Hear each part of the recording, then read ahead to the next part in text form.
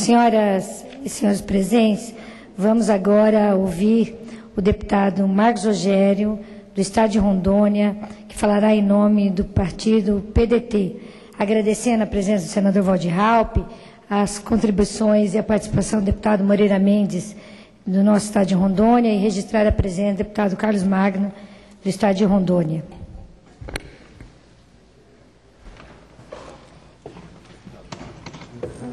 Senhora Presidente, deputada Marinha Raupp, a quem cumprimento pela iniciativa, ao lado do ilustre deputado Edinho Bez, dessa sessão solene, cumprimentar o ilustre governador do meu Estado, Sua Excelência Confúcio Moura, e em seu nome cumprimentar toda a mesa aqui presente. Aos senhores e às senhoras, minhas saudações. Para não ser repetitivo as falas que me antecederam, farei a leitura de um discurso em homenagem a essas duas estruturas históricas do Brasil. A presente sessão solene, que unifica as comemorações do centenário da Estrada de Ferro Madeira-Mamoré, no estado de Rondônia, e os 128 anos da Ferrovia Tereza Cristina, no estado de Santa Catarina, reúne a casa em torno da memória de alguns dos mais importantes monumentos da história do desenvolvimento nacional. A construção da Madeira-Mamoré, que se inaugurou em 1912, vem sendo considerada a unanimidade entre historiadores e especialistas como verdadeira epopeia em termos de complexidade histórica e desafio de engenharia. Prometida pelo governo brasileiro à Bolívia, em compensação à anexação do território que constitui hoje o estado do Acre, a ferrovia de 366 quilômetros foi a primeira a ser aberta em plena selva amazônica, em meio às dificuldades mais improváveis, inclusive a de vencer o trecho encachoeirado do Rio Madeira, um prodígio para aquela época. O objetivo era ligar as cidades de Porto Velho e Guajará-Mirim e assim desbravar caminho para o escoamento da borracha boliviana até o Oceano Atlântico. Empreendida pela companhia do magnata americano Percival Farquhar, a construção da ferrovia se estendeu por 5 anos e contou com a participação de cerca de 20 mil trabalhadores oriundos de mais de 25 países do mundo. Em meio às mais inóspitas condições de vida e trabalho, constantemente ameaçados por ataque de índios e animais selvagens, sem falar na multiplicidade de doenças tropicais, acredita-se que pelo menos 6 mil pessoas tenham perdido a vida ao longo da empreitada.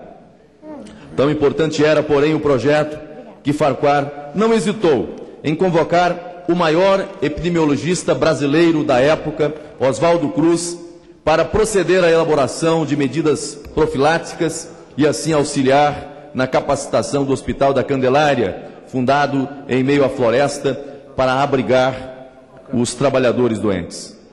Depois disso, houve significativa redução no número de óbitos, o que tornou possível a concretização do projeto.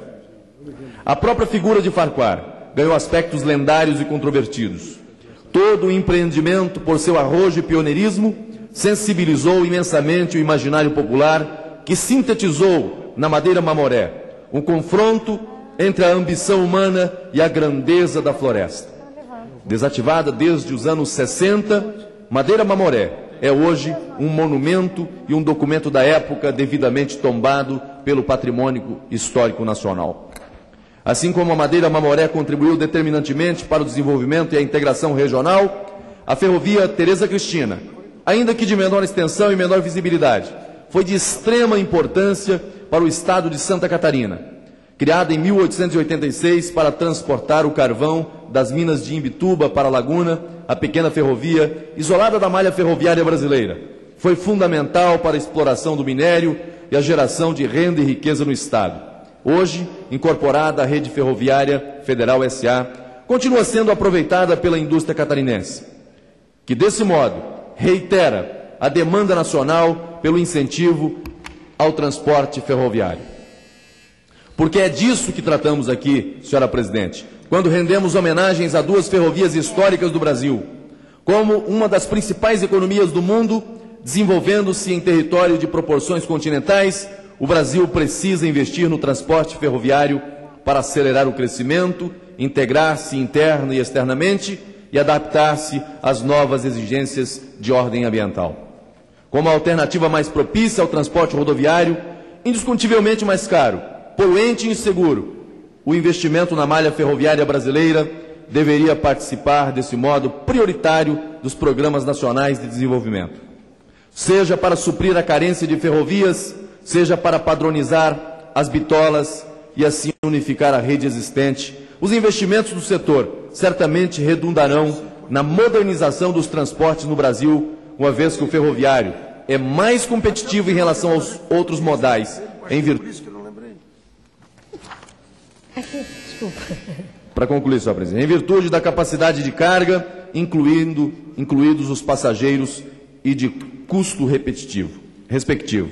Essa é a mensagem do PDT por ocasião dessas homenagens, na certeza de que se trata de bela ocasião, tanto de resgate histórico, quanto de projeção para um futuro com olhar na grandeza de nosso país.